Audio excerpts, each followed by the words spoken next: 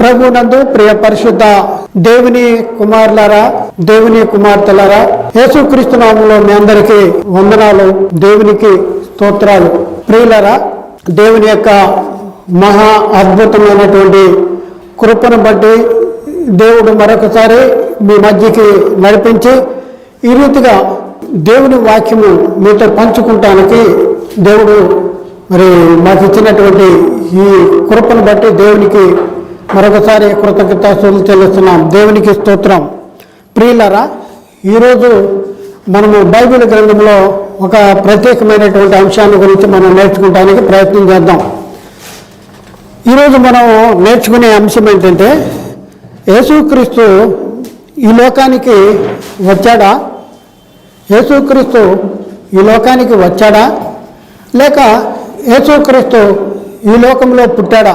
బాగుంది కదా అంశము, టైటిల్ బాగుంది కదా. యేసుక్రీస్తు ఈ లోకానికి వచ్చాడా, లేకపోతే యేసుక్రీస్తు ఈ లోకంలో పుట్టాడా? ఏది కరెక్టు?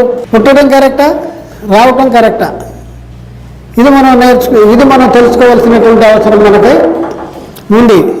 ప్రియులరా, ఒకసారి ఆలోచించుకోవాల్సిన అవసరం ఉంది. ఇది ఎవరిని కూడా వ్యక్తిగతంగా ఎవరిని విమర్శించడానికి కానీ, ఎవరిని తప్పు పట్టుకుంటానికి కానీ, మరి మీకు తప్పు ఇదే కరెక్టు అని చెప్పడానికి మేము ఇక్కడికి రాలేదు. కాబట్టి ప్రియులరా, మరి ఒకసారి ఆలోచించుకోండి. బైబిల్లో ఇలా ఉంది, బైబిల్ ఇలా చెప్తుంది, మరి మనము బైబిల్ని బట్టి ఇలా నమ్మాలి అనేసి మీకు తెలియపరచడానికే మీ ముందుకు వచ్చాం. అంతేగాని మేము మీకంటే జ్ఞానవంతులమని, పండితులమని మేము అనుకుని మీకు ఏదో చెప్పడానికి మేము రాలేదు అనేసి మొట్టమొదట మరి మీరు గ్రహించాలి. ప్రియులారా, ఆలోచించండి. క్రీస్తు ప్రేమ మమ్మల్ని బలవంతం చేయటం ద్వారా ఈ అంశాన్ని మీ ముందుకు తీసుకురావడానికి మేము ప్రయత్నం చేస్తున్నాం. ఆలోచించండి, అర్థం చేసుకోండి, సత్యాన్ని గ్రహించడానికి ప్రయత్నం చేయండి. ప్రాముఖ్యంగా ప్రియులరా, మరి నేటి దినాల్లో మనం పరిశీలన చేసుకుంటే, ఈ డిసెంబరు నెల వచ్చిందంటే ప్రపంచవ్యాప్తంగా గల్లీ, లేకపోతే ఒక సందు, లేకపోతే ఒక పల్లె, లేకపోతే ఒక పట్టణము కాకుండా ప్రపంచవ్యాప్తంగా మరి క్రైస్తవులు అని పిలువబడే వాళ్ళు జరుపుకుంటున్నటువంటి పండగ ఏంటంటే, మాకు క్రైస్తవులకి పెద్ద పండగ అనేసి చెప్పుకుంటూ క్రీస్తు జన్మదిన మహోత్సవాలు అనేసి రకరకాలుగా సెమీ క్రిస్టమస్ అని ఇంకా రకరకాల క్రిస్టమస్లు మరి జరుపుకుంటున్నటువంటి పరిస్థితి మనం చూస్తూ ఉన్నాం. అయితే ప్రియులరా, ఒకసారి మనం ఆలోచన చేయవలసిన అవసరం ఉంది. ఆలోచన చేయాలి. ఎందుకంటే ఎవరో ఏదో మార్గంలో బాటలో నడుస్తున్నారు అంటే మనం గుడ్డిగా అదే బాటలో నడవటానికి మరి వీల్లేదు. మనం బైబిల్ని పరిశీలన చేయాలి. పౌలు శీలలో చెప్పిన సంగతుల్ని అలా ఉన్నవో లేవో అనేసి బెరేను వారు తెస్సలోనికీయుల వారి కంటే గనులైనారంటే, ఎందుకు గనులైనారంటే మరి పౌలు శీలలో చెప్పిన సంగతులు అలా ఉన్నవో లేవో అని వారు అనుదినము లేఖనాన్ని పరిశోధించుతూ వచ్చారు అనేసి లేఖనంలో చాలా స్పష్టంగా ఉంది. కాబట్టి ప్రియులరా, అందరూ అనుసరిస్తున్నదే కరెక్టు అని అనుకుంటే చాలా విషయాల్లో అందరూ అనుసరిస్తున్నది కరెక్టు కాదు అని మన నిత్య జీవితంలో మనకు తెలుసు.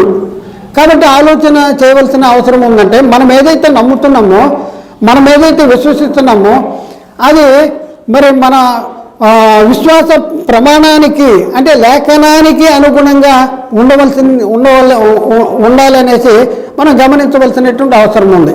అయితే ఇంతకీ ఏంటి మీరు చెప్పవలసింది చెప్పండి ఏంటిది అనేసి మీరు అడగొచ్చు. అదే చెప్తున్నా.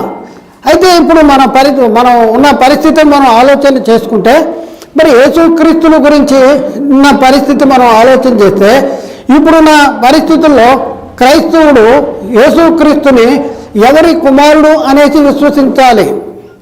ఎవరి కుమారుడు అని విశ్వసిస్తే మనము ఈ లోకాన్ని జయించిన వాళ్ళం. మనము యేసుక్రీస్తు ఎవరి కుమారుడని మనం నమ్మితే మనలో దేవుడు ఉంటాడు, దేవుల్లో మనం ఉంటాము.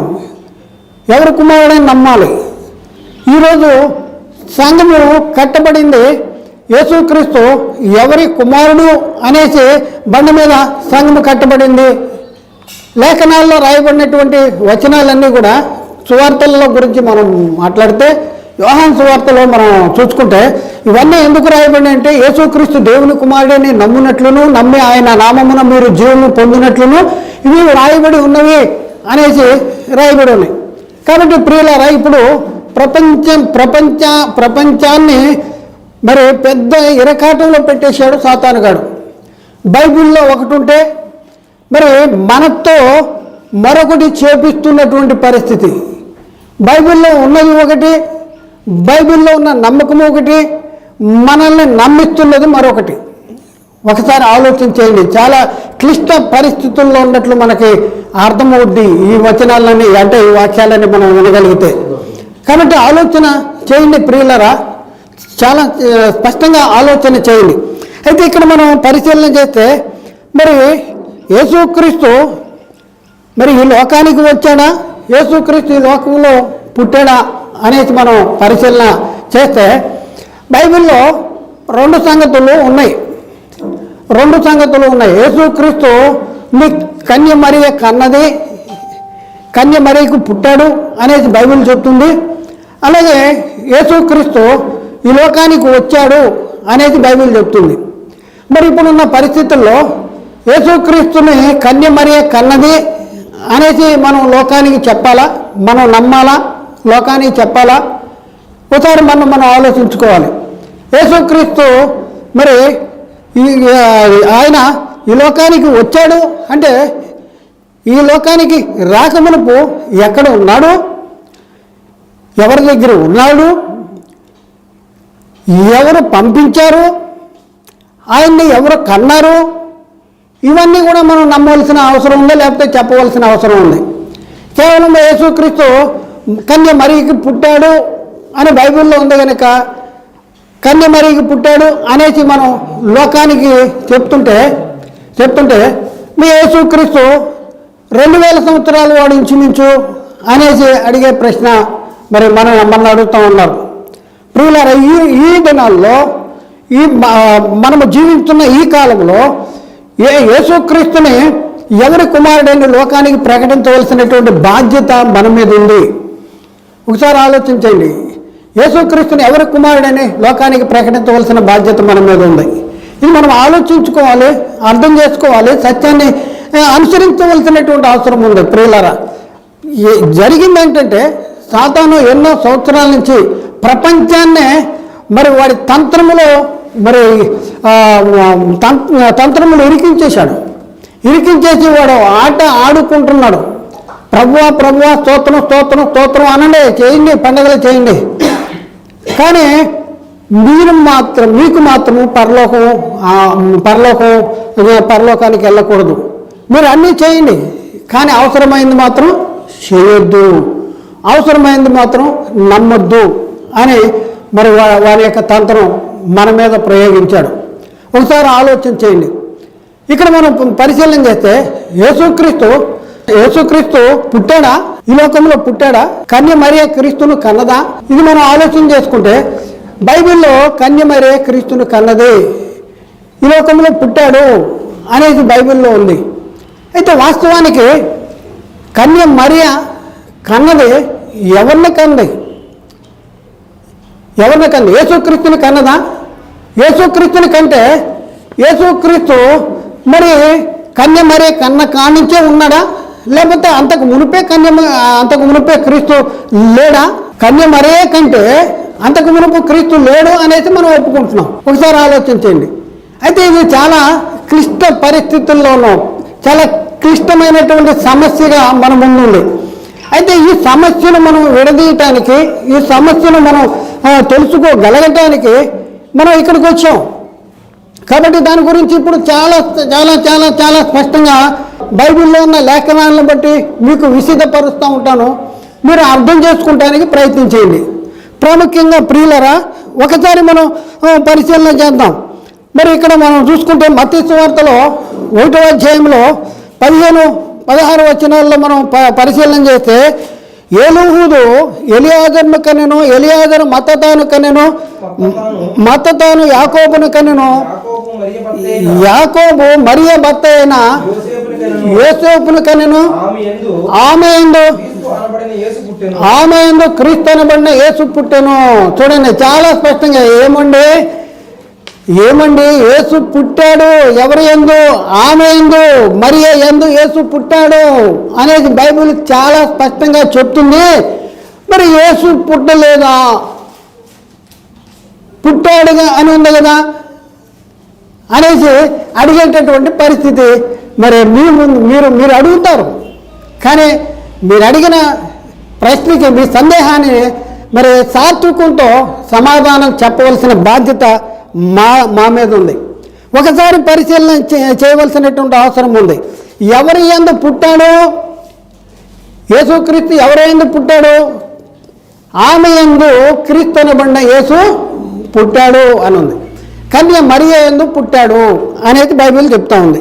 అయితే ఇక్కడ మనం పరిశీలన చేస్తే ప్రియులరా, బైబిల్లో రాయబడినటువంటి వంశావళిలో ఎవరిని కన్నారు, ఎవరికి పుట్టారు అని రాయబడి ఉంది అనేసి మనం మత్తయి సువార్తలో కానివ్వండి, లూకా సువార్తలో కానివ్వండి, మత్తయి సువార్త 1వ అధ్యాయంలో కానివ్వండి, లూకా సువార్త 3వ అధ్యాయంలో కానివ్వండి, మనం ఎక్కడ చూసినా కూడా ఇక్కడ ఉన్న మాటలు ఏంటంటే పురుషులు కన్నట్లుగా బైబిల్లో రాయబడి ఉన్నాయి.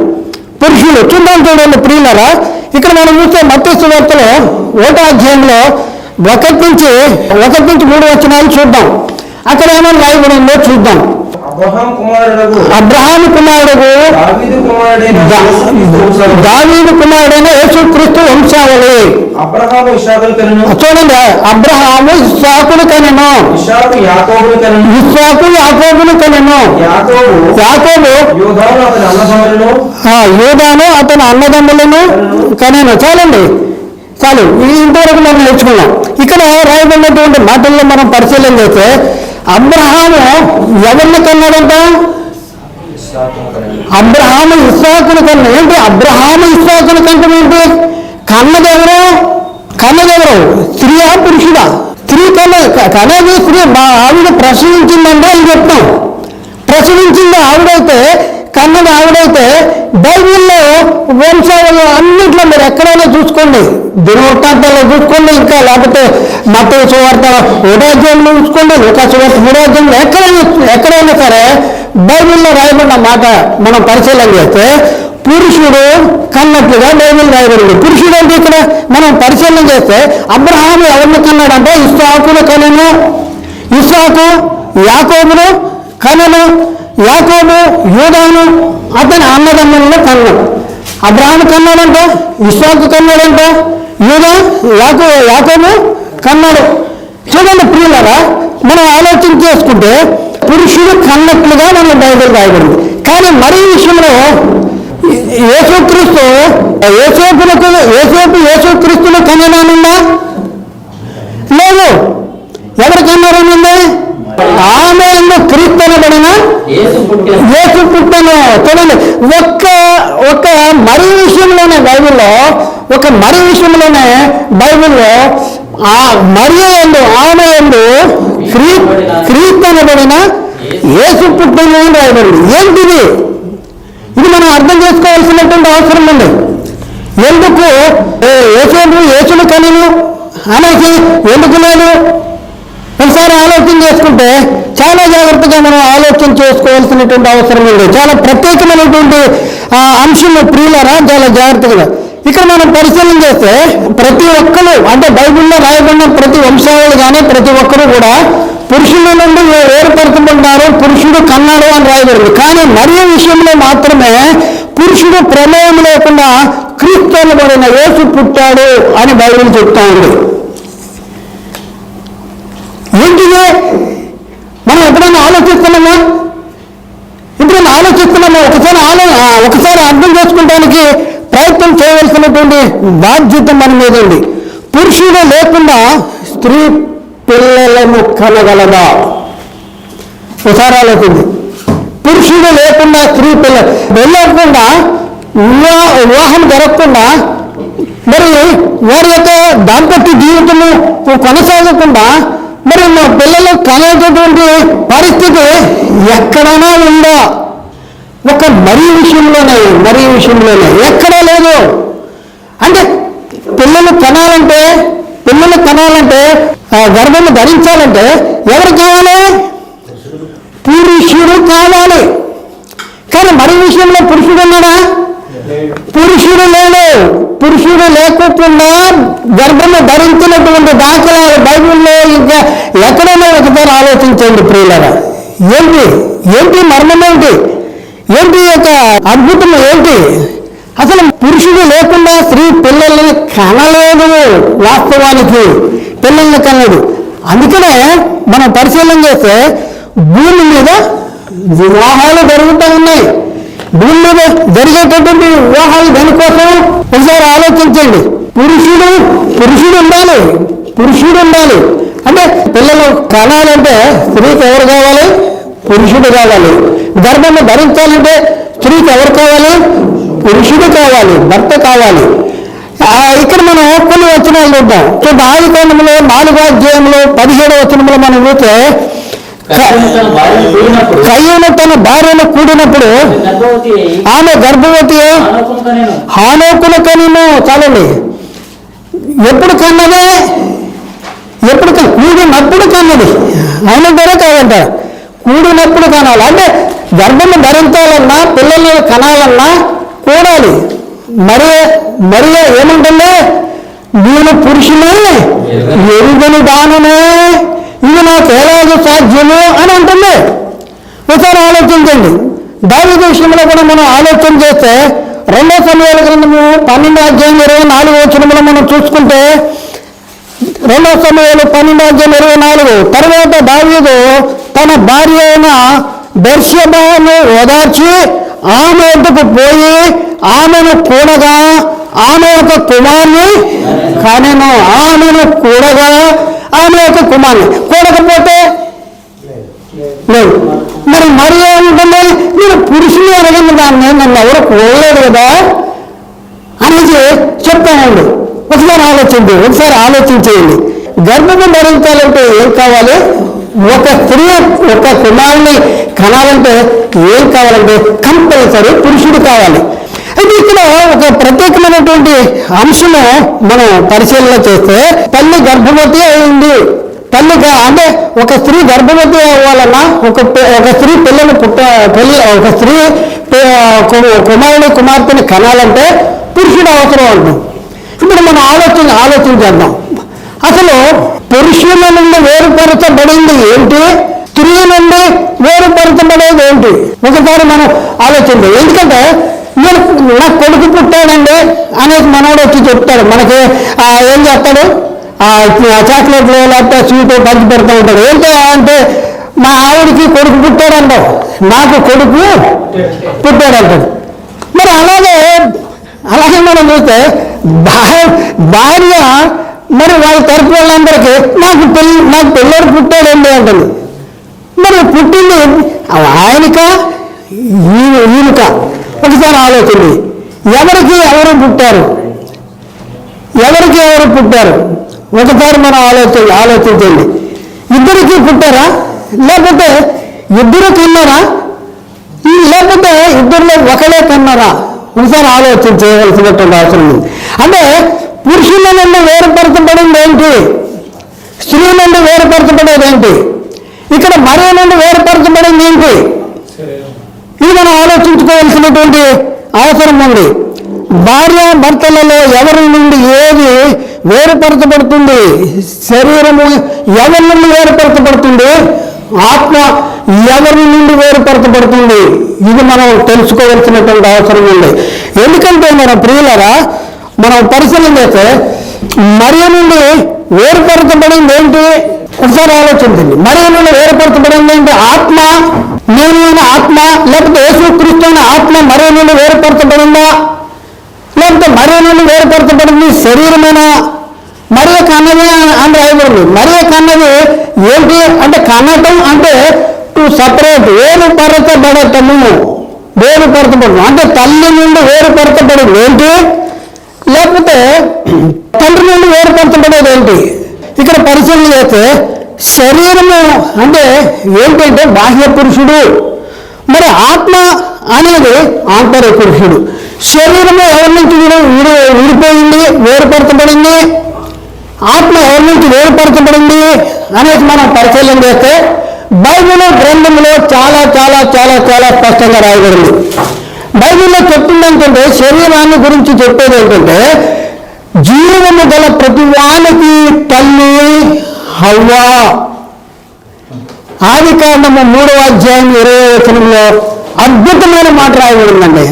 ఎంత అద్భుతమైన మాట అంటే, జీవము గల ప్రతి వానికి తల్లి అంటే దేనికి తల్లి? ఆత్మకు తల్ల? ప్రతి వాని ఆత్మలకు తల్ల అవ అంటే కాదు, ప్రతి వాని శరీరానికి తల్లి. ఇప్పుడు మన శరీరము, నా శరీరము ఎవరి నుంచి పంచుకొచ్చిన శరీరం అంటే హవ్వ నుండి పంచుకొచ్చిన శరీరము. ప్రతి వానిది లోకంలో ఉన్న ప్రతి వ్యక్తి యొక్క శరీరం ఎక్కడి నుంచి విడిపోయిందంటే హవ్వ నుండి. DNA టెస్ట్ అంటే మనందరికీ తల్లి ఒకటే అనేసి మన శాస్త్రము నిర్ధారణ చేసింది. తల్లి ఒకటంట. అంటే తల్లి అంటే దేన్ని బట్టి? ఆత్మకు తల్ల, శరీరానికి తల్ల. వీళ్ళు దేనిని పరిశోధించి DNA అనేది ఆత్మను పరిశోధించేదా, శరీరాన్ని పరిశోధించేదా? ఒకసారి ఆలోచన. శరీరాన్ని పరిశోధించేది వాళ్ళే నిర్ధారణ చేసేశారు.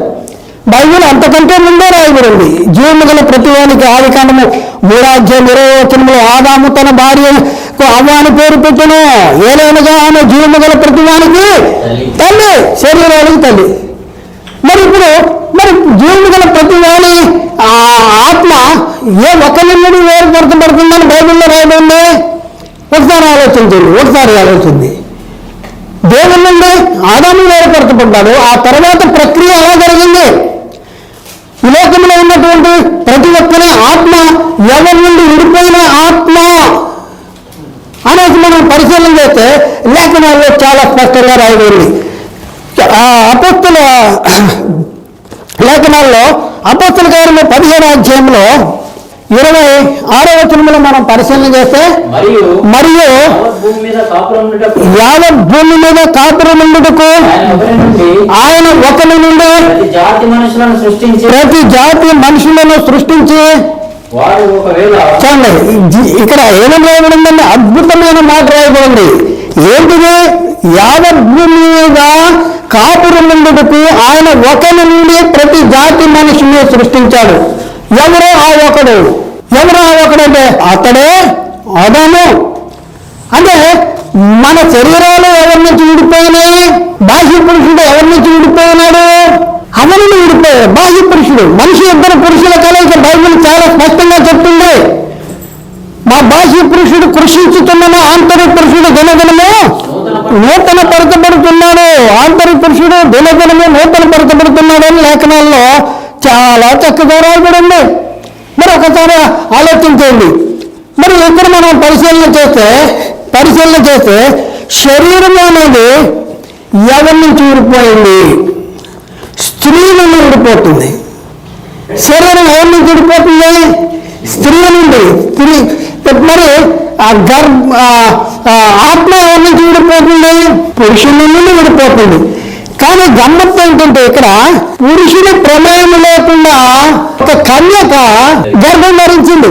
ఆనందంలో నేను పురుషులు ఎరగిన దానినే ఇది ఎలాగో సాధ్యము, నాకు ఎలాగ జరుగును? పురుషులు ఎక్కకుండా కన్నదని కూడా బైబిల్లో రాయబడింది. ఒకసారి మనం ఆలోచించండి. ఏమి మీరు కన్ఫ్యూజ్ అవ్వద్దు, చాలా స్పష్టంగా ఉంది. కానీ సాతాను గారు మనం కన్ఫ్యూజ్ చేసేసాడు. కన్ఫ్యూజ్ చేసేసి పుట్టాడు అంటే యేసు మరీకి పుట్టాడు అంటాడు. యేసు మరీకి పుడితే మరి యొక్క యేసుని కనక ముందు యేసు లేడా? ఎప్పుడైనా ప్రశ్న వేసుకున్నామా? మరి యేసు కనకం ఏంటి? మరే నుండి విడిపోయింది ఏంటి? ఇప్పుడు దాకా మనం చూసుకున్నాం. మరే నుండి విడిపోయిందంటే శరీరము, ఆత్మ కాదు. మరే నుండి విడిపోయిన ఈ శరీరంలోకి ఆత్మ ఎక్కడి నుంచి వచ్చింది? ఇది మనం ఆలోచించండి. అక్కడ వారు ఏకము కాకమునుపు ఇది గర్భవతి అయింది. వారు ఏకము కాకమునుపు ప్రధానమైందంట. వారు ఏకము కాకమునుపు ఈమె గర్భవతి అయింది.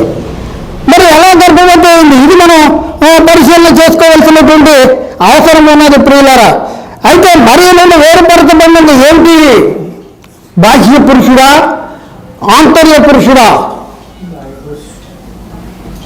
బాహ్య పురుషుడా, ఆంతర్య పురుషుడు అంటే స్త్రీల నుండి వేరుపరచబడేది ఎవరు అనేసి బైబిల్ చాలా స్పష్టంగా చెప్తుంది. అది శరీరము బాహ్య పురుషుడని. మరి ఇప్పుడు నేను మనము అని చెప్పబడుతున్నది ఏంటి? నేల నుండి తీయబడినటువంటి, మట్టి నుండి తీయబడినటువంటి శరీరమే నేనా, లేకపోతే ఈ మట్టి బొమ్మలోనికి ప్రవేశపెట్టబడిన జీవాత్మయే నేనా? ఒకసారి ఆలోచించండి. నేను ఎవరిని? శరీరాన్న, ఆత్మన? మనిషి మాట్లాడుతున్నాడు, నా చెయ్యండి అంటున్నాడు. ఈ చెయ్య నీది కాదా అంటే నాది, నేను కాదు చెయ్య. నా ఒంట్లో ఏం బాగాలేదండి. నీ ఒంట్లో ఏం బాగాలేదు. ఒక ఆయన అంటాడు, మా ఇల్లు ఏం బాగాలేదండి, దానికి సున్న వేయాలి అంటాడు. ఏంటి ఇల్లు నువ్వు కాదు కదా, ఈ ఒళ్ళు నువ్వు కాదు కదా, ఈ ఒళ్ళు నువ్వు కాదు, ఈ ఇల్లు నువ్వు కాదు. నేనెవరిని?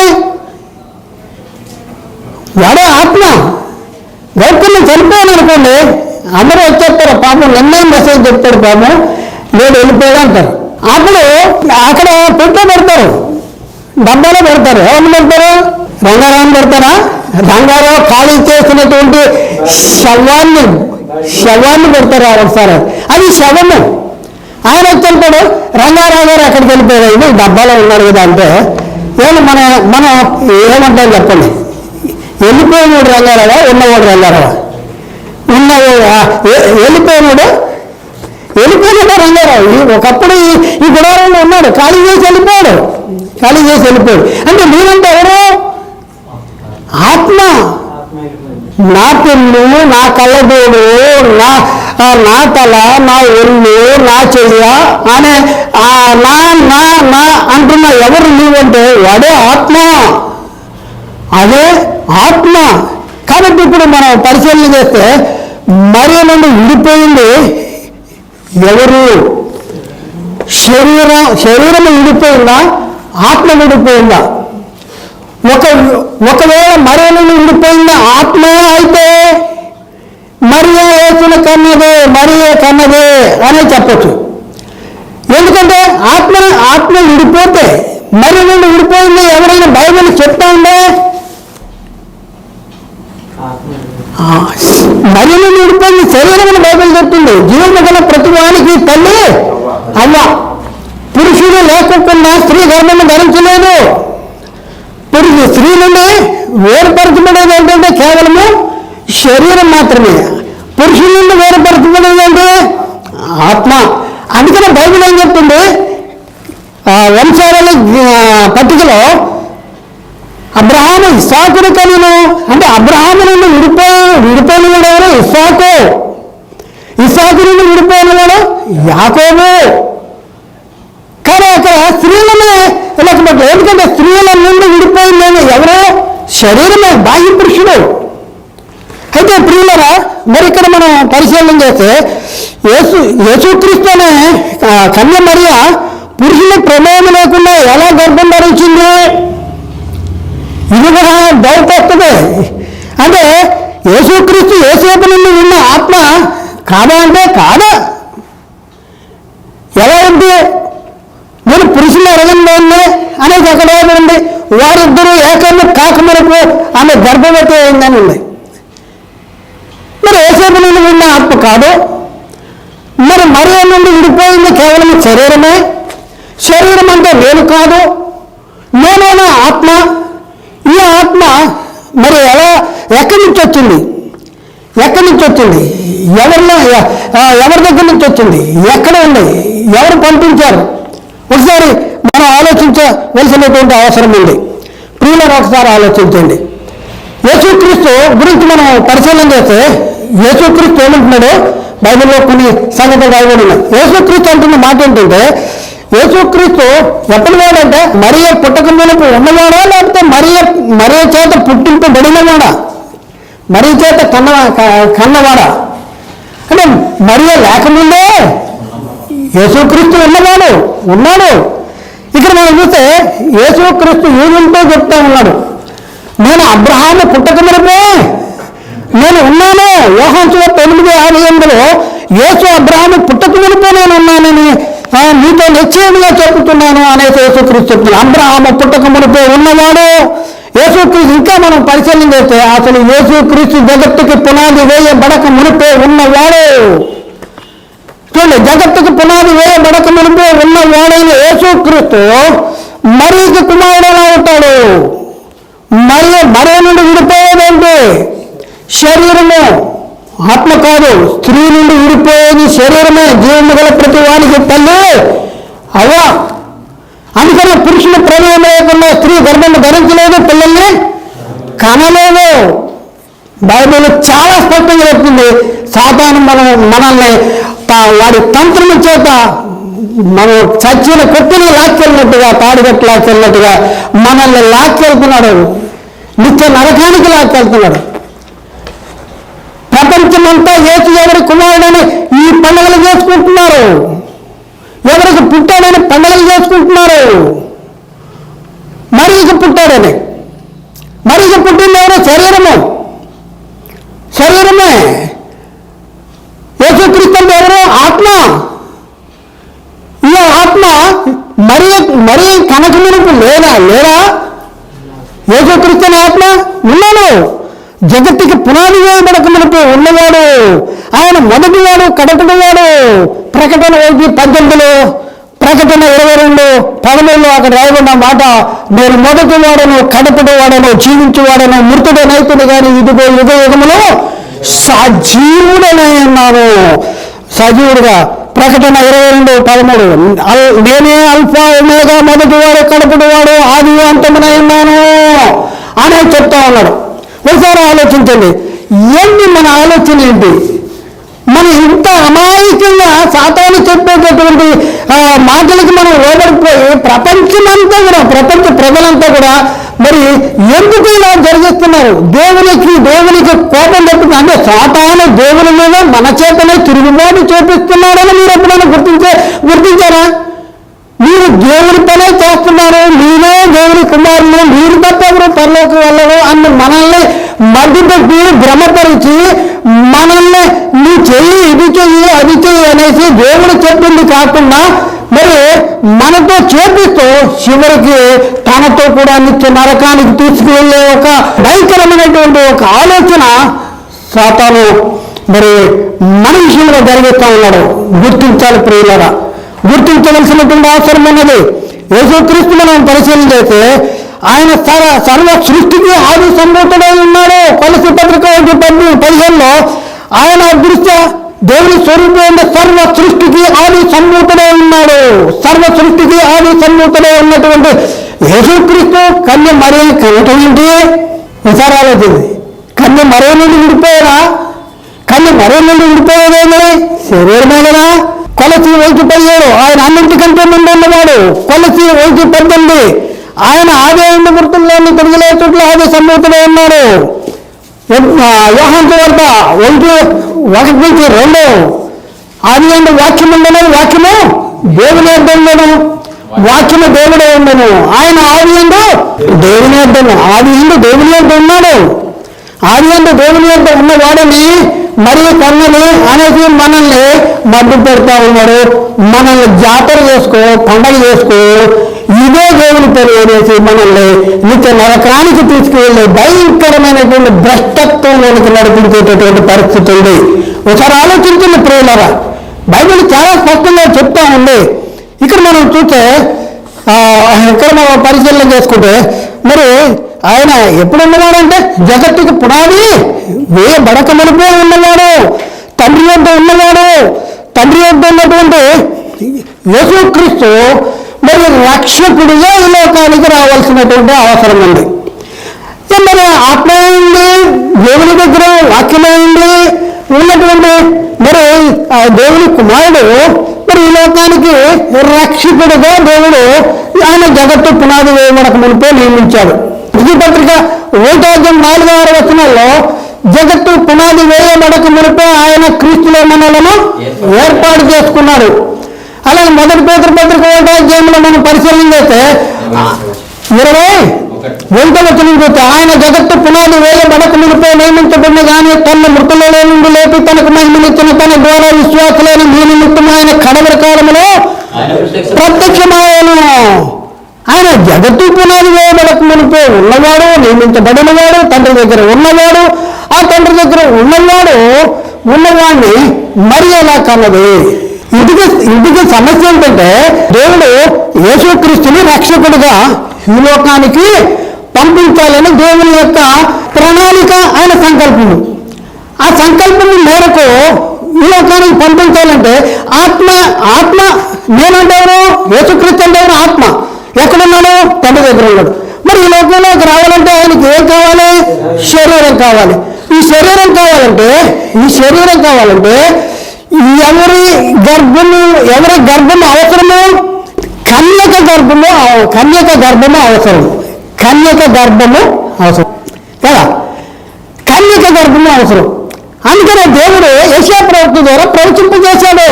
7:14 కాబట్టి ప్రభువు తానే ఒక సూచన మీకు చూపును, ఆలకించుడు. కన్యక గర్భవతి కుమారుని కని అతనికి ఇమ్మానుయేలు పేరు పెట్టుదురు. కన్యక గర్భవతి కుమారుని కని. కన్యక యేసుక్రీస్తుని ఆత్మ పరలోకములో దేవుని దగ్గర ఉన్నాడు. ఆయన దేవుడు జగత్తు పునాది వేయబడక మునిపే మన రక్షకుడిగా నియమించాడు. ఆ రక్షకుడిగా ఈ లోకానికి ఆయన రావాలంటే ఆయనకి ఏం కావాలంటే ఒక శరీరం కావాలి. ఈ శరీరము ఒక భార్యాభర్తల కలుసుకున్నటువంటి వారి గర్భంలోంచి రావడం అనేది కాదు, కన్యక గర్భము కావాలి. ఎందుకంటే ఆయన ముందే ఉన్నాడు కదా. పురుషుల నుండి వేరుపరచవలసినటువంటి అవసరం లేదు. ఇక్కడ నేను ఆత్మ పురుషుల నుండి వేరుపరచబడవలసిన అవసరం లేదు. ఎందుకంటే ఆయన ముందే ఉన్నాడు. ఆ ముందే ఉన్న ఆయనకి కేవలము శరీరాన్ని ధరింపచేసి ఈ లోకానికి రావాల్సినటువంటి వాడుగా ఉన్నాడు. శరీరాన్ని ధరించుకుని ఈ లోకానికి రావాల్సిన వాడుగా ఉన్నాడు. అందుకనే ప్రియులరా, మరి దేవుడు ఎవరిని ఎన్నుకున్నాడు? ప్రవచింప చేశాడు. ఆ తర్వాత ఎవరిని ఎన్నుకున్నాడంటే కన్య మరియను ఎన్నుకున్నాడు. పరలోకములో ఉన్నటువంటి యేసుక్రీస్తుకి శరీరాన్ని ధరించుకుని ఈ లోకానికి రావడానికి ఒక గర్భం అవసరము. దేవుడు యేసుకు ప్రదానం చేయబడిన నా కన్య మరియ గర్భాన్ని ఎన్నుకున్నాడు. మరి ఎన్నుకుని ఏం చేయాలి? కాలం సంపూర్ణమైపోయింది. దేవుడు తన కుమారుని పంపాలి. గలితే 4 అదే ఉంది కదా. కాలము సంపూర్ణమైనప్పుడు దేవుడు తన కుమారుని పంపాలంటే పరలోకములో ఉన్న ఆ దేవుని యొక్క కుడి పార్శ్వంలో ఉన్నటువంటి దేవుని యొక్క ప్రియ కుమారుడు ఈ లోకానికి రావాలంటే ఒక గర్భము అవసరమనే ఉంది. ప్రవక్తల ద్వారా ప్రవచింపజేసిన తర్వాత ఆ సమయం వచ్చేటప్పటికి పరలోకములో నుండి ఒక దూతను పంపించాడు. దూతను పంపించి ఎవరినైతే దేవుడు సెలెక్ట్ చేశాడో, ఎన్నుకున్నాడో ఆమె దగ్గరికి పంపబడటం అనేది జరిగింది. ఇదిగో ఆమెతో చెప్తున్నాడు దూత, ఇదిగో నీవు గర్భం ధరించి కుమారుని కని ఆయనకి యేసు అని పేరు పెట్టదు అంటే, అందుకు మరి ఏంటంటే ఇది మరి నేను పురుషుని ఎరగిన దానినే ఎలాగ జరుగును అంటుంది. అప్పుడు దూత అంటున్నాడు, పరిశుద్ధాత్మ నీ మీదకి వచ్చును, సర్వోన్నతుని శక్తి వల్ల కమ్ముకొను. కాబట్టి పుట్టబోయే శిశువు పరిశుద్ధుడే దేవుని కుమారుడు అనబడతాడు. నీ నుండి వేరుపరచబడేది కాదు. నీ కేవలం శరీరాన్ని ఇవ్వాలి. కానీ ఆయన ఎలా వస్తాడు? ఎక్కడి నుంచి వస్తాడు?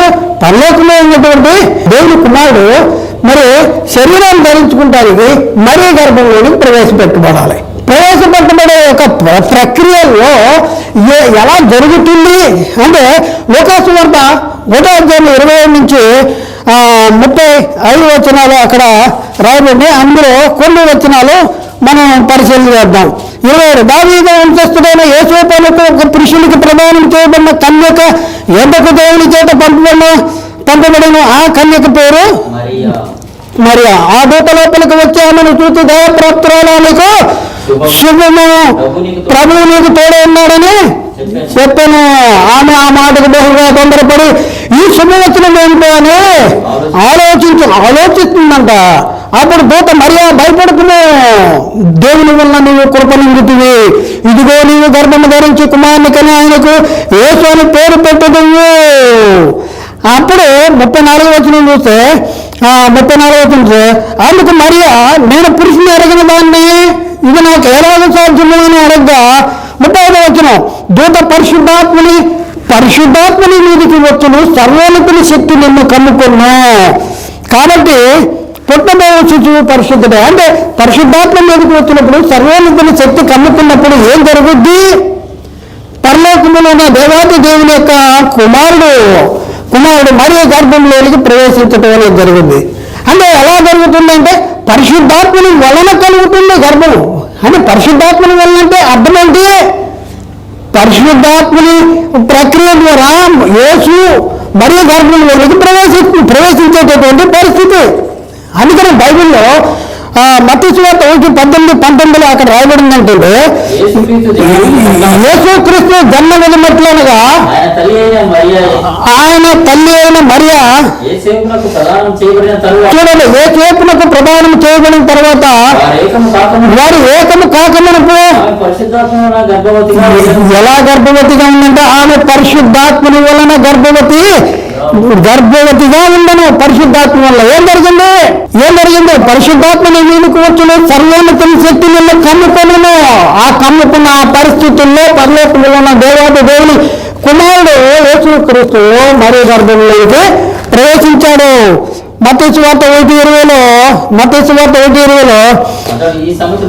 చూడండి, ప్రదానం చేయబడిన తర్వాత మరే గర్భవతి అని తెలుసుకుని యేసేపు ఆమెని రహస్యంగా విడనాడ ఉద్దేశించినప్పుడు దూత చెప్తా ఉన్నాడు యేసేపుతో దర్శనంలో. ఇక్కడ చూస్తే అతడు ఈ సంగతులను గురించి ఆలోచించుకుంటుండగా ఇదిగో ప్రభు దూత స్వప్నమందు అతనికి ప్రత్యక్షమై దావీదు కుమారుడైన యేసేపు నీ భార్య అయిన మరియను చేర్చుకొనుటకు భయపడకు. ఆమె గర్భం ధరించింది ఎవరితో? వేరొక పురుషులతో కాదు, ఈ లోకంలో ఉన్న పురుషులతో కాదు. ఆమె గర్భము ధరించింది పరిశుద్ధాత్మ వలన. పరిశుద్ధాత్మ వలన అంటే అర్థమేంటి? పరిశుద్ధాత్మ నీ మీదకి వచ్చిన సర్వోన్నతుని శక్తి నిన్ను కమ్ముకున్నావు. కాబట్టి పుట్టబోయే శిశువు పరిశుద్ధుడే, దేవుని కుమారుడు అనబడను అనేసి అక్కడ చాలా స్పష్టంగా రాయబడింది. కాబట్టి ప్రియులారా, అందుకనే పరలోకం నుండి నేను అని చెప్పబడినటువంటి యేసుక్రీస్తు ఆత్మ మరీ గర్భంలోకి వెళ్ళింది. కానీ యేసేపు నుండి విడి మరీ గర్భంలోనికి వెళ్ళాలి, ఎందుకంటే ఏకంగా. కాబట్టి ఇప్పుడు మరీ గర్భంలో ఏం జరిగింది? మరియ గర్భంలో శిశువు ఎదిగి మరియ ప్రసవించింది. ఇప్పుడు ప్రసవించిన దాని గురించి మనం ఆలోచిస్తే మరియ ప్రసవించింది, మరియ కన్నది ఎవరిని? బాహ్య పురుషుల్లా? నేనైనా ఆత్మ ఎక్కడి నుంచి వచ్చింది? తల్లి దగ్గర నుంచి వచ్చింది, పరలోకం నుంచి వచ్చింది. మరియు లేనప్పుడే యేసుక్రీస్తున్నాడు. జగత్తు పునాది వేయబడుతున్నప్పుడే యేసుక్రీస్తున్నాడు. అలాంటి యేసుక్రీస్తున్న ఆత్మ మరియ నుండి విడిపోవడం అంటే ముందే ఉన్నవాడు నా నుండి విడిపోయాడు అనేసి మనం అంటే మరియ నుండి విడిపోయాడు అని అంటే మనం ఏమంటాం చెప్పండి? మరియ నుండి విడిపోయే పరిస్థితి ఉందా? అసలు మరియ నుండి విడిపోయే పరిస్థితే లేదు. ఆత్మ శరీరమే విడిపోద్ది. జీవము గల ప్రతి వాళ్ళకి తల్లి అవ్వ. బైబిల్ అంతా స్పష్టంగా చెప్తుంది. కానీ సాతాను గుడ్డితనం కలగజేస్తున్నాడు. అవిశ్వాసులైన మనోనేత్రాలకి గుడ్డితనం కలగజేస్తున్నాడు ఈ యుగ సంబంధమైన దేవత. ఇక్కడ మనం పరిశీలన చేస్తే మరియ కనదండి. మరి అంట లోకాసు వార్తలో 2వ అధ్యాయంలో 1 నుంచి 7 వచనాలు మనం అక్కడ చూసుకున్నప్పుడు అక్కడ 7వ వచనం చూద్దాం ప్రియులారా. తన తొలిచూరు కుమారుని కని పొత్తు గుడ్డలతో చుట్టి చాలండి. ఇక్కడ తన తొలిచూరు కుమారుని కనదంటే మరియ కన్నదే. మరియ నుండి శరీరమా? శరీరమే. తొలిసూరి కుమారుని కానీ పురుషుల ప్రమేయం లేకుండా మరి నుండి విడిపోయిందంటే శరీరమా ఆత్మ? పురుషుల ప్రమేయం లేకుండా మరి కన్నది ఎవరిని? శరీరమా ఆత్మ? ఒకవేళ యేసుక్రీస్తున్న ఆత్మను మరే కంటే మరే నుండి విడిపోయిందా? అలా విడిపోవటానికి వీల్లేదుగా. మరేనా ఆత్మ నుండి విడిపోవటానికి వీల్లేదు. అంతకు విడిపోయి ఉన్నాడు. అంతకు విడిపోయి ఉన్నదాన్ని ఎలా విడిపోతుంది? ఒకసారి ఆలోచించి ఏమన్నా కండి. మనిషి ఇద్దరు పురుషుల కలయిక. 2 కొరింథీ పత్రికలో 4:16 కావున మేము ఆధారపడము మా బాహ్య పురుషుడు కృషించుతున్నాను, ఆంతర్య పురుషుడు దినదినము నూతన పడుతున్నాడు. ఇద్దరే పురుషుల కలయిక. మనలో తెలవక అమాయకులు మనిషి 3 పురుషుల కలయిక. ఎందుకంటే దేవుడు తృప్తం అని చెప్పాలి కనుక మనిషి తృప్తం దేవుడు తృప్తం అంటాడు. బైబిల్ ఏం చెప్తుంది? ఎంత అమాయకులు వీళ్ళు. మనిషి తృప్తం కాదు, మనిషి 2 పురుషుల కలయిక. చాలా స్పష్టంగా చెప్తుంది. రక్తము దేహానికి ప్రాణము. రక్తం వేరు దేహం వేరు కాదు. అర్థమైనా? రక్తము దేహానికి ప్రాణము రెండు కలిపితేనే ఉంది. రక్తము దేహంలో లేకపోతే శవము అంటారు. అన్ని రక్తం అడ్డుకట్టిపోయింది అనుకోండి, రక్తము పూర్తిగా పోయిందనుకోండి, ఏమంటారండి? రక్తం పోతే దాన్ని శవం అంటారా శరీరం అంటారా? సరిపోతారు. కాబట్టి ప్రియులరా మరొకసారి ఆలోచించండి. ఇక్కడ మనం పరిశీలన చేస్తే మరి నేల నుండి తీయబడింది ఏంటంటే మట్టి బొమ్మ. దేవుడైన యెహోవా నేల మట్టితో నన్ను నిర్మించి వాని నాసికారంధ్రాల్లో జీవవాయువుగా మరియు జీవాత్మయను అంటారు. ఇక్కడ మనం పరిశీలన చేస్తే మనిషి 2 పురుషుల కలయిక. నేల నుండి తీయబడింది బాహ్య పురుషుడు. దేవుడైన జీవులకి కొంత జీవులు ఏర్పరచబడింది ఆంతర్య పురుషుడు. అయితే ఇప్పుడు మరొక ప్రశ్న మరి నుండి విడిపోయింది ఏమిటి? శరీరమా ఆత్మ? శరీరమే, ఆత్మ కాదు. ఆత్మ కాకపోతే నేను అనేది ఆత్మే గనక మరి నుండి విడిపోయింది యేసుక్రీస్తు కాదు, లేకపోతే మరియే కన్నది క్రీస్తుని కాదు. క్రీస్తు ధరించుకున్నటువంటి ఒక గుడారాన్ని కన్నది, శరీరాన్ని కన్నది. ఇక్కడ మనం చూస్తే యోహాను సువార్త 1:14 చూస్తే ఆ వాక్యమే శరీరధారి కృపాసక్తి సంపూర్ణంగా మన మధ్య నివసించరు. సరే, ఆ వాక్యము ఎక్కడున్న వాక్యము? యోహాను సువార్త 1:1 ఆది యందు వాక్యము ఉన్నది. ఆ వాక్యము శరీరాన్ని ధరించుకున్నాడు. ఎక్కడ ధరించుకున్నాడు? మరియ గర్భంలో ధరించుకున్నాడు. ఇప్పుడు మరియ నుండి విడిపోయిందంటే శరీరాన్ని నేనంటామా? నేను చనిపోయిన తర్వాత ఇది రంగారావు శవం అంటే కానీ ఇదిగో రంగారావు పెట్టులో ఉన్నాడు అంటారు. వెళ్ళిపోయాడంటే ఆయన వెళ్ళిపోయాడు అంటాడు. కాబట్టి ఇప్పుడు యేసుక్రీస్తు అంటే ఆత్మ శరీరమా? ఆత్మ. కాబట్టి ఇక్కడ మనం చూస్తే ఆ వాక్యమే శరీరధారి కృపాసక్తి సంపూర్ణంగా మన మధ్య నివసించాడు. శరీరాన్ని ధరించుకుంటారు. ఇది మాత్రమే కేవలం మరియ గర్భాన్ని ధరించుకున్నాడు. బైబిల్ చాలా స్పష్టంగా చెప్తుంది. యేసుక్రీస్తు శరీరధారిగా వచ్చాడు అనేసి నమ్మాలి. యేసుక్రీస్తు శరీరధారిగా వచ్చాడు. పుట్టాడా? వచ్చాడు. శరీరధారిగా వచ్చాడు. శరీరాన్ని ఎక్కడ ధరించుకున్నాడు? 1 యోహాను పత్రిక 4వ అధ్యాయంలో 1-3 రాయబడినా మనం 2వ వచనం చదువుతాం. యేసుక్రీస్తు శరీరధారి వచ్చనని ఏ ఆత్మ ఒప్పుకొనును అది దేవుని సంబంధమైనదే. యేసుక్రీస్తు శరీరధారిగా వచ్చాడు, శరీరాన్ని ధరించుకొచ్చాడు. ఎక్కడ ధరించుకున్నాడు? మరియ గర్భములో. యేసుక్రీస్తు ఎవరి కుమారుడు? దేవుని కుమారుడు అని యేసుక్రీస్తు శరీరాన్ని ధరించుకుంటానికి దేవుడు ఒక గర్భాన్ని నిర్మించాడు, ఎన్నుకున్నాడు. అదే కన్య మరియ గర్భంలో శరీరాన్ని ధరించుకున్నాడు. 2వ యోహాను పత్రిక 1వ అధ్యాయం 7-8 వచనాలు మనం అక్కడ పరిశీలన చేస్తే యేసుక్రీస్తు శరీరధారియే వచ్చనని ఒప్పుకొని వంచకులు అనేకులు లోకములో బయలుదేరి ఉన్నారు. చాలండి. యేసుక్రీస్తు శరీరధారిగా వచ్చాడు అన్నారు. యేసుక్రీస్తు శరీరధారిగా మరియే కంద అంటారు. యేసుక్రీస్తు శరీరధారిగా వచ్చాడు. అంతేగాని యేసుక్రీస్తు నీ మరియ కన్నాడు, యేసుక్రీస్తుని ఆత్మను మరియ కన్నాడు. యేసుక్రీస్తుని ఆత్మ మరియ గర్భంలోనికి పరిశుద్ధాత్మ ద్వారా ప్రవేశిస్తే మరియ గర్భంలో శరీరాన్ని ధరించుకున్నాడు. కాబట్టి పరలోకములో ఆది ఎందు దేవుని దగ్గర ఉన్నటువంటి ఆ వాక్యమైనటువంటి దేవుని కుమారుడు అయినటువంటి క్రీస్తు ఈ లోకానికి వచ్చాడు. కాబట్టి వచ్చిన ఆయన శరీరాన్ని ధరించుకుంటానికి మాత్రమే మరియ గర్భంలోనికి ప్రవేశపెట్టబడ్డాడు. మరియు నిన్ను విడిపోయింది శరీరమే. నేను అనేది యేసుక్రీస్తు అనే ఆత్మ. ఇప్పుడు యేసుక్రీస్తు అనే ఆత్మను మరియ కన్నదంటే కన్నదు.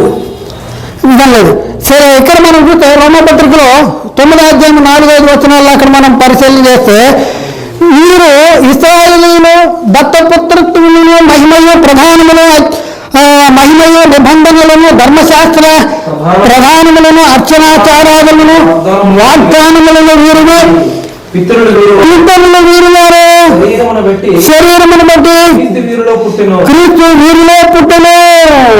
క్రీస్తు వీరిలో పుట్టిన ఎవరిలో పుట్టాడు? ఆత్మను బట్టి. ఎవరు చెప్పారు మీకు? ఏంటి ఏం చేస్తున్నా? పిప్పలు చేస్తున్నా. దేవుడు అక్కడ నిన్ను కన్న దేవుడు, మరి నిన్ను కొన్న దేవుడు అక్కడ చింతిస్తున్నాడు నువ్వు చేసే అమాయక పనులు. మోసే ధర్మశాస్త్రాన్ని కట్టడాన్ని తీసుకొస్తానికి కొండ మీదకి దేవుని దగ్గరికి వెళ్తే వీళ్ళు కింద పిచ్చి పనులు ఎలా చేస్తున్నారు? దూరం చేసుకుని నువ్వే మా దేవుడు, మమ్మల్ని ఐగుప్తు నుంచి బయటికి తీసుకొచ్చినాడు నువ్వే అని దాని చుట్టూ తిరుగుతున్నారు. దేవుడు అంటే ఏం చేస్తున్నారో నువ్వు చూసావా? ఇప్పుడు కూడా తన సొంత కుమారుడు, అయ్యా కుమారుడా నువ్వు బలైపోయావు, నిన్ను బలిగా అర్పించాను వాళ్ళ కోసం. కానీ వాళ్ళు పిచ్చి పనులు చేస్తున్నారు. వాళ్ళు ఒక మరీని పుట్టాడు అనుకుంటున్నారు. నేను కన్నాను. నిన్ను ఎవరు కన్నారు? నేను కన్నానయా నేను కంటే వీళ్ళను మరియ కన్నని. మరియను విడిపోయింది శరీరమే, ఆత్మ నాన్నని విడిపోయింది. కానీ వీళ్ళు ఎవరు కుమారుడని వీళ్ళు పండుగలు చేస్తున్నారు, వీళ్ళు డాన్సులు వేస్తున్నారు, వీళ్ళు పిండి వంటలు చేసుకుంటున్నారు, వీళ్ళు అద్భుతమైనటువంటి రకరకాలు చెప్పాలి వీల్లేదు. ఇవన్నీ మీరు కళ్ళారా చూస్తున్నారు కనుక నా నోటి నుంచి నేను పలకటానికి నేను ఇష్టపడట్లా. మీకే తెలుసు, మీరు చేస్తున్నారు. చూద్దాం ప్రియులారా, మత్తయి వార్తలో యేసుక్రీస్తు ఇదిగో ఈయన నా ప్రియ కుమారుడు 3:17 ఇదిగో ఈయన నా ప్రియ కుమారుడు ఈయన నేను ఆనందిస్తున్నాను ఒక శబ్దము వచ్చింది ఆకాశం. ఎందుకు ప్రియ కుమారుడు? ఏమన్నా దారిపోవాలని నా కొడుకు అంటామా? నా రక్తమానికి పంటకు పుట్టిన నా కొడుకు అంటాం. అలాగే దేవుడు ఉన్న జీవులోంచి వేరుపరచబడినటువంటి జీవ ఆత్మను కుమారుడు అంటాము. దేవుళ్ళలోంచి విడిపోయాడు, దేవుడు కన్నాడు. ఎవరినే? యేసుక్రీస్తు అనే ఆత్మని. వాక్యము యేసుక్రీస్తు, ఆయనే దేవుని కుమారుడు. ఎబ్రీ పత్రిక 5:5 ఎబ్రీ పత్రిక 1:5 చాలా స్పష్టంగా రాయబడింది. నీవు నా కుమారుడు ఉన్నాడు, నేను నిన్ను కని ఉన్నాను. దేవుడు కన్నాడంట. చాలా మంది యేసుక్రీస్తు కన్నవాడైతే ఆయన మొదటివాడు కడపడివాడు ఎలా అవుతాడు? ఎంత అమాయకులండి కౌంటర్ వేస్తున్నాడు. అందుకనే యేసుక్రీస్తుని దేవుడు కనలేదు అనేసి తల్లకిందులు ఉన్న వాక్యాన్ని తల్లకిందులు చేస్తాను. ఇది మరీ కన్నప్పుడు రాయబడిందండి అంటే నేను కన్నాను అన్నది మరీ కన్నా దాన్ని నేను కన్నాను అంటాడా? మరీ కన్నదెవరో? ఎంత అమాయకులు జనాలను మోసం చేస్తున్నాడు. మరి ఆత్మల కన్నదా ఏం చెప్తున్నాడు అంటే యేసుక్రీస్తు మొదటివాడు కడపడివాడు కాదా? ఒకసారి ఆలోచించండి. ఈ పేపర్ ఉంది కదా, ఈ పేపర్ ఎన్ని సంవత్సరాలు? ఈ పేపర్లో ఏ క్యారెక్టర్ ఉంది? ఇప్పుడు ఈ పేపర్లు చూస్తున్నా. ఇప్పుడు ఆలోచించండి, ఈ పేపర్లో ఉన్న క్యారెక్టర్స్ ఈ పేపర్లో ఉంటే ఉండవా? మరి ఈ పేపర్ 10 సంవత్సరాలండి. ఈ పేపర్ ఎన్ని సంవత్సరాలు? ఇది 10 సంవత్సరాలే కదా. ఇందులోంచి కదా వచ్చింది. ఇప్పుడు దేవుడిలోంచి విడిపోయిన ఆత్మ మరి విడిపోక మునుపు లేదా? యేసుక్రీస్తు దేవుళ్ళలోంచి విడిపోక మునుపు లేదా? ఈ పేపరు చింతకు మరుపు ఇందులో లేదా అంటే ఇందులోనే ఉంది. చింతను వేరుపరచబడింది. మరి ఇందులో ఉన్న క్యారెక్టర్స్, ఇందులో ఉన్న గుణ లక్షణాలు దీంట్లో ఉంటాయి. ఇది ఎప్పుడుదో, ఇది కూడా అప్పుడుదే. ఇంత చిన్న లాజిక్ కూడా తెలవకుండా ఎబ్రీలు, గ్రీకులు, ఆ బైబులు, ఈ బైబులు అనేసి ఆ తర్జుమాలోపు ఈ తర్జుమాలోపు బుర్రంతా గోపుకుంటూ అనేక మందిని నిత్య నరకానికి తీసుకెళ్లేటట్టు. యేసుక్రీస్తు అంతా పుట్టినోడు కాదంట. ఎవరు చెప్తాడు? బైబిల్ చెప్తుంది, నేను కన్నాను, నీవు నా కుమారుడు, నేను నిన్ను కన్నాను అనేసి బైబిల్ చాలా స్పష్టంగా. యేసుక్రీస్తు ఎవరి వల్ల కలిగాడండి? మరి వల్ల కలిగాడని బైబిల్ చెప్తుందా? తండ్రి వలన కలిగిన అద్వితీయ కుమారుని మహిమ వల్ల మనమును ఆయన మహిమను కనుగొంటునే. యోహాను సువార్త 14లో 2వ భాగం. తండ్రి వలన కలిగిన అద్వితీయ కుమారుని మహిమ వలె మనము ఆయన మహిమను కనుగొంటుమే. తండ్రి వలన కలిగాడు. కలగంటే కూడా దాన్ని తిరగదు వాళ్ళేసి ఆయన పుట్టలేదు అని చెప్పడానికి ఎన్నో జిల్లుకులు ఇచ్చేస్తున్నారు. చాలా కష్టం. ఆయన ఉన్నవాడు, ఆయన జగత్తు పునాది వేయబడక ముందే ఉన్నవాడు, ఆయన మొదటివాడు కడపటవాడు, ఆయన ఆది అంతము. ఎందుకంటే ఆ తండ్రిలో నుంచి విడిపోయిన వాడే యేసుక్రీస్తు. విడిపోకుండా లేడా అంటే ఉన్నాడు. ఎలా ఉన్నాడు? తండ్రిగా ఉన్నాడు. తండ్రిలోకి విడిపోయిన తర్వాత ఆ తండ్రి ఆ కుమారుని ద్వారా సమస్తాన్ని జరిగిస్తా ఉన్నాడు. ఆ కుమారుని ద్వారా సమస్తాన్ని ఏం చేస్తున్నాడు? జరిగింపజేస్తా ఉన్నాడు. ఒకసారి మనం ఆలోచించుకోవాల్సినటువంటి అవసరం ఉన్నది. ఒకసారి ఆలోచించండి ప్రియులారా, గమనించండి. అయితే ఇప్పుడు వరకు మనకు అర్థమైందంటే యేసుక్రీస్తుని కన్య మరియ కన్నదా. మన టైటిల్ ఏంటి చెప్పండి? యేసుక్రీస్తు ఈ లోకానికి వచ్చాడా? యేసుక్రీస్తు ఈ లోకంలో పుట్టాడా? యేసుక్రీస్తు లోకంలో పుట్టలేదు. ఆయన ఈ లోకానికి రాకముందే పుట్టి ఉన్న ఆయన్ని పరిశుద్ధాత్ముని ద్వారా సర్వోన్నత శక్తి వల్ల క్రీస్తు మరియ గర్భంలోనికి ప్రవేశించడం వల్ల జరిగింది. యేసుక్రీస్తుని ఎవరు కనలేదు? కన్య మరియ కనలేదు. మరి యేసుక్రీస్తుని కన్య మరియ కన్నదాని బైబిల్లో ఉందా? కన్య మరియ నుండి విడిపోయిందంటే శరీరము, ఆత్మ కాదు కదా. ఆత్మ ఎక్కడి నుంచో వచ్చింది. కాబట్టి మనకి చాలా చాలా చాలా చాలా స్పష్టంగా మనకు ఏమర్థమైపోయింది? ఏమర్థం చెప్పండి? ఏమర్థమైంది? యేసుక్రీస్తు ఈ లోకములో పుట్టలేదు. మరి ఏమయ్యాడు? ఈ లోకానికి వచ్చాడు. ఏమన్నాను మనం? వచ్చాడని నమ్మాలి. వచ్చాడని నమ్మాలి. ఇప్పుడు యేసుక్రీస్తు ఈ లోకానికి వచ్చాడు. ఎక్కడి నుంచి వచ్చాడు? దేవుని దగ్గర నుంచి వచ్చాడు. ఎక్కడి నుంచి వచ్చాడు? పరలోకం నుంచి వచ్చాడు. ఎక్కడి నుంచి దిగొచ్చాడు? పై నుంచి దిగొచ్చాడు, పరలోకం నుండి దిగొచ్చాడు అనేది బైబిల్లో అనేక వచనాలు మనకి ఉన్నాయి. వచ్చాడని, పంపించాడని, దేవుడు పంపించాడని, కాలము సంపూర్ణమైన దేవుడు తన కుమారుని పంపినని మరి యేసుక్రీస్తు. ఇప్పుడు దేవుని యొద్ద నుండి బయలుదేరి వచ్చి ఉన్నాను నేను. మీరు ఈయన నన్ను కన్నదనుకుంటున్నారా? నేను ఎక్కడి నుంచి వచ్చాను? ఆ మాటకి అర్థం ఏంటి చెప్పండి. ఈ మాటకి అర్థం చెప్పి మీరు పండుగ చేసుకోండి. అర్థమైనా? ఏమన్నారు చూడండి, యోహాను సువార్త 8:42 వచనంలో యేసు వారితో ఇట్లనెను, దేవుడు మీ తండ్రి అయినాడనా మీరు నన్ను ప్రేమింతురు. నేను దేవుని యొద్ద నుండి బయలుదేరి వచ్చి ఉన్నాను. నా అంతటా నేనే వచ్చి ఉండలేదు. ఆయన నన్ను పంపెను. నా అంతటా నేను రాలేదు. నేను ఎక్కడి నుంచి వచ్చా? దేవుని దగ్గర నుంచి వచ్చా. నన్ను ఎవరు పంపించారు? ఆయన నన్ను పంపాడు. ఎక్కడి నుంచి వచ్చాడండి? మరి ఈ మాట మీరు బైబిల్లోనే ఉంది కదా, చదువుతున్నారా? ఒకసారి ఆలోచించండి. ఒకసారి ఆలోచించుకోవాల్సిన అవసరం ఉంది. ఇక్కడ మనం చూస్తే ప్రియులారా, దేవుని దగ్గర నుంచి వచ్చాడని, దేవుని దగ్గర నుంచి బయలుదేరి వచ్చాడని చాలా దగ్గర రాయబడింది. మరొక వచనం చూద్దాం. తండ్రి యొద్ద నుండి బయలుదేరి ఈ లోకానికి వచ్చాను అంటున్నాడు. యోహాను సువార్త 16:28 వచనంలో 16:28 యోహాను సువార్త, నేను తండ్రి యొద్ద నుండి బయలుదేరి ఈ లోకమునకు వచ్చి ఉన్నాను. రాకమునుపు ఎక్కడున్నావు నువ్వు? ఎప్పుడైనా ఈ వచ్చిన చదివినప్పుడు రాకమునుపు ఆయన ఎక్కడున్నాడు అని ఎప్పుడైనా అది ఆలోచించు. ఎన్నిసార్లు బైబిల్ చదువుతున్నావు? ఇదే మనకు కావాలి.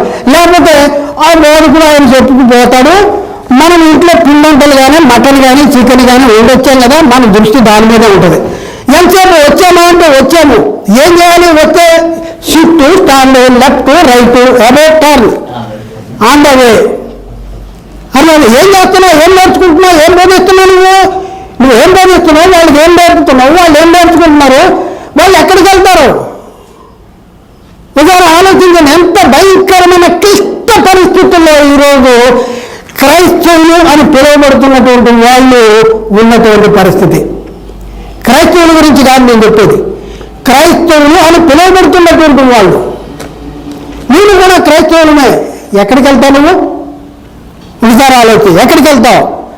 ఇక్కడ యేసుక్రీస్తు, నేను తండ్రి యొద్ద నుండి బయలుదేరి ఈ లోకమునకు వచ్చి ఉన్నాను, మరియు లోకమును విడిచిపెట్టి తండ్రి యొద్దకు వెళ్తున్నానని వారితో చెప్పాను. మళ్ళీ తండ్రి దగ్గరికి వెళ్ళాలి. ఒకసారి ఆలోచించండి. యోహాను సువార్త 7:29, యోహాను సువార్త 7:29, నేను ఆయన వద్ద నుండి వచ్చి తిని ఆయన నన్ను పంపును గనుక నేను ఆయనను ఎరుగుదును. నేను ఎవరి దగ్గర నుంచి బయలుదేరి వచ్చాను? తండ్రి వద్ద నుండి బయలుదేరి వచ్చాను. నన్ను ఎవరు పంపించారు? నా తండ్రి పంపించాడు. తండ్రి పంపగా ఈ లోకానికి వచ్చాను. ఇంకా మనం చూస్తే ఆయన పరలోకము నుండి దిగి వచ్చాడంట. పరలోకము నుండి దిగి వచ్చాడు. నా యోహాను సువార్త 6:39, యోహాను సువార్త 6:39, నా ఇష్టము నెరవేర్చుకుంటూ నేను రాలేదు, నన్ను పంపిన వారి చిత్తము నెరవేర్చుటకే పరలోకము నుండి దిగి వచ్చి తిని. పరలోకము నుండి దిగి వచ్చిన ఆయన్ని మనం ఏమని చెప్తున్నాం? మరి కన్నండి, మా పండగండి అంటాం.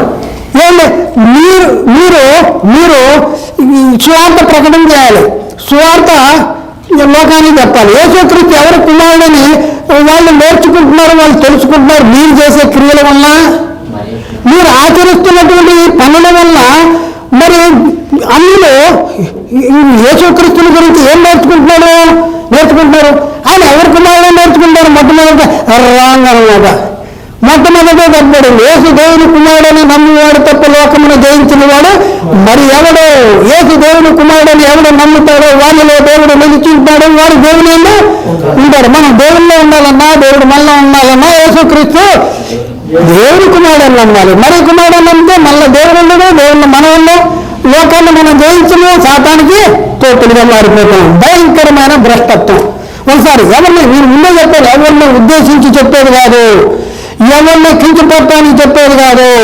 ఒక సంస్థని కానీ, సంఘాన్ని కానీ, లేకపోతే వ్యక్తుల్ని కానీ గురి చూచి వాళ్ళకి చెప్పే సంగతి కాదు. బైబిల్లో ఈ సంగతి ఉంది, బైబిల్ ఎలా చెప్తుంది కాబట్టి మనము తెలుసుకుని గ్రహించి సాతాను తంత్రాన్ని గ్రహించి మరి సత్యాన్ని అనుసరించాలి, బద్ధులమై ఉన్నాము అని చెప్పడానికే ఈ సంగతిని మీకు చెప్తున్నాం. ప్రియులారా, ఒకసారి ఆలోచించండి. యోహాను సువార్త 3:13 పరలోకము నుండి దిగి వచ్చిన వాడే అనగా పరలోకములో ఉండే మనిషి కుమారుడే తప్ప పరలోకానికి ఎక్కిపోయిన వాడు ఎవరు లేరు. పరలోకము నుండి దిగి వచ్చాను అని చెప్తున్నాడు. తండ్రి దగ్గర నుంచి వచ్చాను అంటాడు. నా అంతటి నేనే రాలేదు, నా తండ్రి పంపించాడు అని యేసుక్రీస్తు ఎంత స్పష్టంగా చెప్తున్నా కూడా మనము మరి లేఖనాన్ని, వాక్యాన్ని మనం గ్రహించగలుగుతున్నామా, వింటున్నామా, నిలబడుతున్నామా? యేసుక్రీస్తు చెప్పిన మాట, యేసుక్రీస్తు ఏమిటంటే నేను ఎవరికి తీర్పు తీర్చున్నావు, కానీ తీర్పు తీర్చేవాడు అక్కడ ఉన్నాడు, జాగ్రత్త. నేను చెప్పిన మాట అంత్యదినమున వానికి తీర్పు తీర్చబడును అంటున్నాడు. తీర్పు తీర్చబడును. అలాగే పౌలు కూడా చెప్తున్నాడు, దేవుడు నా సువార్త ద్వారా యేసుక్రీస్తు సువార్త ప్రకారం యేసుక్రీస్తు ద్వారా మనుషుల రహస్యాన్ని విమర్శిస్తాడు అంటాడు. యేసుక్రీస్తు రెండోసారి వచ్చినప్పుడు జరిగేది ఏంటంటే దేవుని ఎరగని వారికి, సువార్తకు లోబడిన వారికి ప్రతిదండన. అలాంటి ప్రతిదండన నుంచి తప్పించాలనే దేవుని ప్రేమ కలిగి మరి క్రీస్తు ప్రేమ మమ్మల్ని బలవంతం చేయడం ద్వారా ఈ మాటలు మీ దగ్గరికి చేరవేస్తున్నాం. గమనించండి, ఆలోచించండి. గల్తీ పత్రిక 4:4 రాయబడిన మాట ఏంటంటే కాలము సంపూర్ణమైనప్పుడు దేవుడు తన కుమారుని పంపెను. మొదటి యోహాను పత్రిక 4:9 అక్కడ రాయబడిన మాట ఏంటంటే మనము ఆయన ద్వారా జీవించినట్లు దేవుడు తన అద్భుత కుమారుని లోకములకు పంపెను. మనము ఆయన ద్వారా జీవించినట్లు దేవుడు తన అద్భుత కుమారుని లోకములను పంపెను. మొదటి యోహాను 4:10 మనము దేవుని ప్రేమించితమని కాదు, తానే మనల్ని ప్రేమించి మన పాపములకు ప్రాయశ్చిత్తమైనందుకు దేవుడు తన కుమారుని పంపెను. ఏమనుకుంటున్నావు? బైబిల్ అంటే దేవుని మాట్లాడితే ఏమనుకుంటున్నా? నీ ఇష్టమేనా? నీ ఇష్ట ప్రకారం జరిగితే నీ ఇష్ట ప్రకారమే అవుతావు. మీరు మీ తండ్రి అపవాది సంబంధులు, మీరు వారి క్రియలో జరిగిస్తున్నారు. ఒకసారి బైబిల్ని మార్చేస్తున్నారు. వాడు అబద్ధికుడు, అబద్ధానికి మీరు కూడా బైబిల్ని కలిపి చెరిపేస్తున్నారు. భిన్నమైన సువార్త, క్రీస్తు కృపను బట్టి మిమ్మల్ని పిలిచిన వారిని విడిచి భిన్నమైన సువార్త తట్టు మీరు ఇంత త్వరగా తిరిగిపోవడం చూడగా నాకు ఆశ్చర్యం కలుగుతున్నది. అది వేరొక సువార్త కాదు కానీ క్రీస్తు సువార్తను చెరపగోరు మిమ్మల్ని కలవరపరుచువారు కొందరు ఉన్నారు. మొదటి శతాబ్ద కాలంలోనే పౌలు ఎదుర్కొన్నటువంటి ఒక అనుభవము అది ఇప్పుడు ఇంకా ప్రపంచవ్యాప్తంగా వ్యాపించిపోయింది. యేసు ఎవరంటే మరి ఈ కుమారుడు మీరు పండుగ ఎందుకు చేస్తారంటే యేసు పుట్టాడండి అంటాడు. యేసు పుట్టాడా? ఒకసారి ఆలోచన. యేసు క్రీస్తు ఇప్పుడు ఒకసారి ఆలోచింది. మరి కుమారుడు అని చెప్పడం వలన నష్టమేంటి? దేవుని కుమారుడు, దేవుని కన్నాడు, దేవుని కుమారుడు అని చెప్పడం వలన లాభం ఏంటి? అసలు క్రీస్తుని గురించి మీకున్న అవగాహన ఏంటి? మరి ఇతరులకు ఏమి చెప్పగలుగుతున్నావు? ఏమైనా చెప్తున్నావు? ఆయన ఎవరైనా చెప్తున్నావు? ఎవరైనా చెప్పాలి. ఇది మనం గమనించవలసిన అవసరం ఉంది. యేసుక్రీస్తు ఆయన కలిగి ఉన్న మహిమ ఏంటి?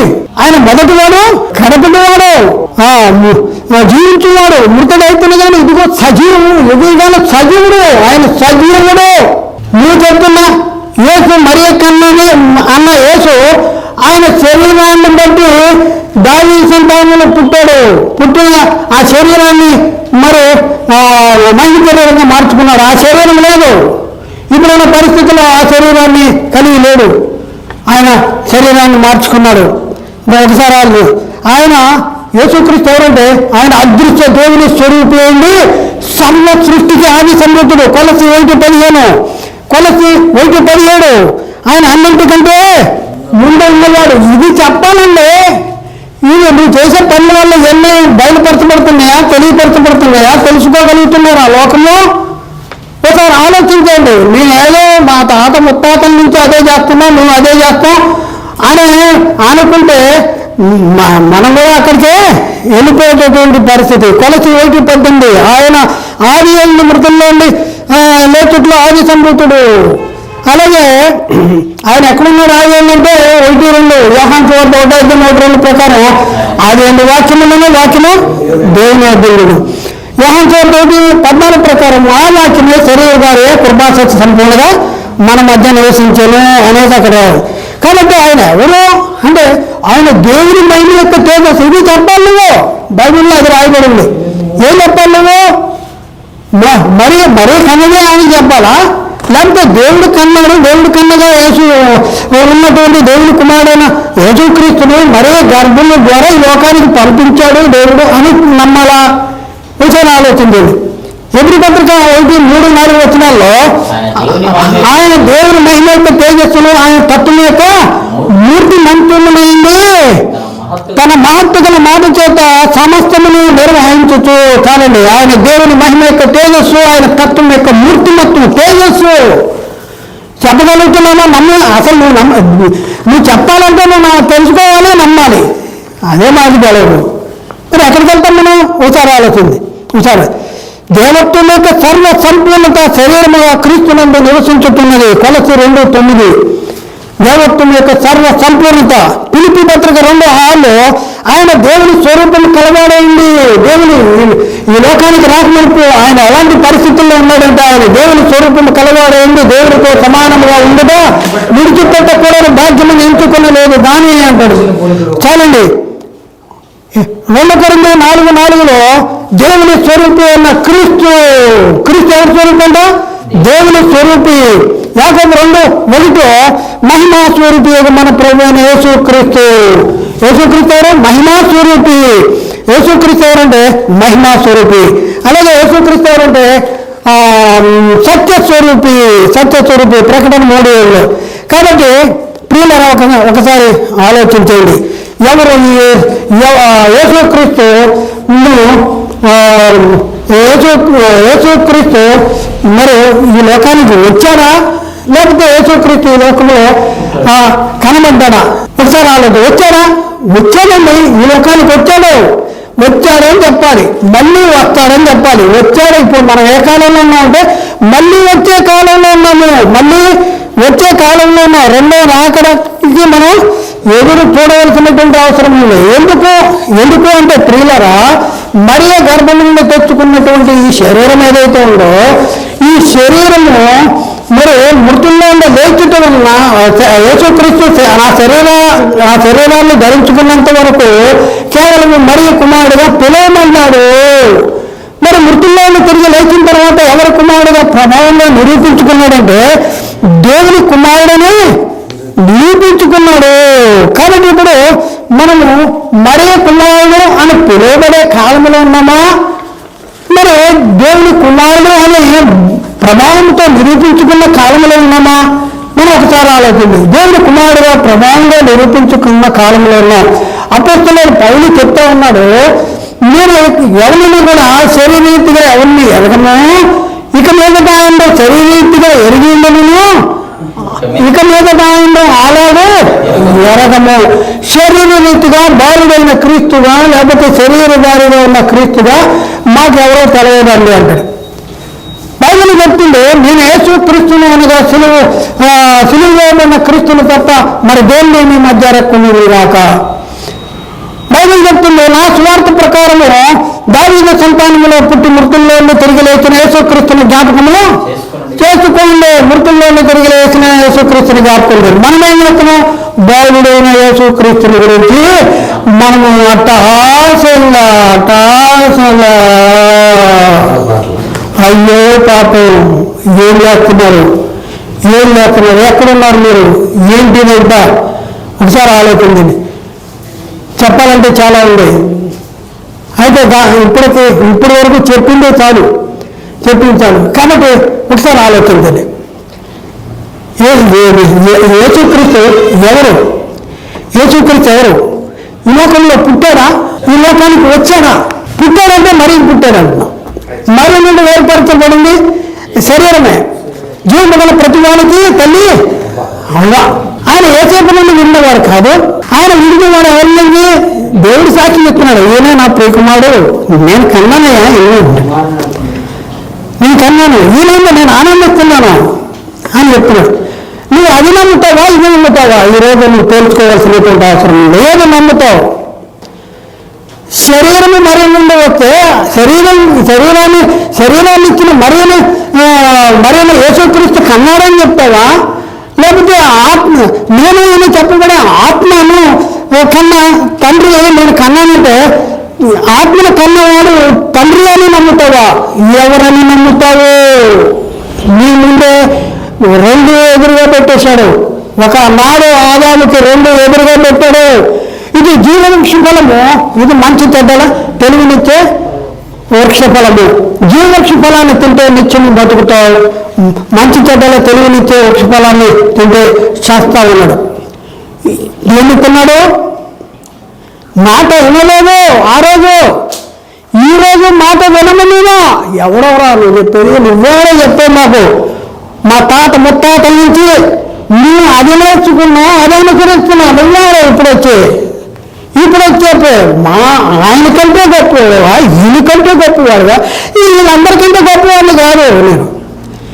వీళ్ళందరికీ నాకు ఆధారం ఏంటంటే బైబిల్, లేఖనాలు. ఒకసారి ఆలోచించండి, ఎక్కడున్నాను? నిత్య జీవానికి పాత్రుడువా, నిత్య నరకానికి పాత్రుడువా? నీవే ఈరోజు ఈరోజు దేనికి పాత్రుడు? ఈరోజు నువ్వు సెలెక్ట్ చేసుకోవాలి. నీ నిర్ణయం నీకే వదిలిపెట్టేశాం. నేను ఎవరిని కూడా తీర్చేవాళ్ళం కాదు. వాక్యము ఇలా ఉంది అని చెప్పడానికి మేము ముందుకు వచ్చాం. క్రీస్తు ప్రేమను బట్టి మిమ్మల్ని బ్రతిమలాడుకొనుచున్నాము. కాబట్టి ఆలోచించండి, అర్థం చేసుకోండి, సత్యాన్ని గ్రహించడానికి ప్రయత్నించండి. యేసు క్రీస్తు దేవుని కుమారుడని, దేవుడు ఈ లోకానికి పంపించాడని, యేసు క్రీస్తు తండ్రి దగ్గర నుంచి వచ్చాడని, యేసు క్రీస్తు దేవుని దగ్గర నుంచి వచ్చాడని, యేసు క్రీస్తు పరలోకం నుండి వచ్చాడని మరి మనం విశ్వసించాలి. మృతుల్లోని తిరిగి లేచాడు.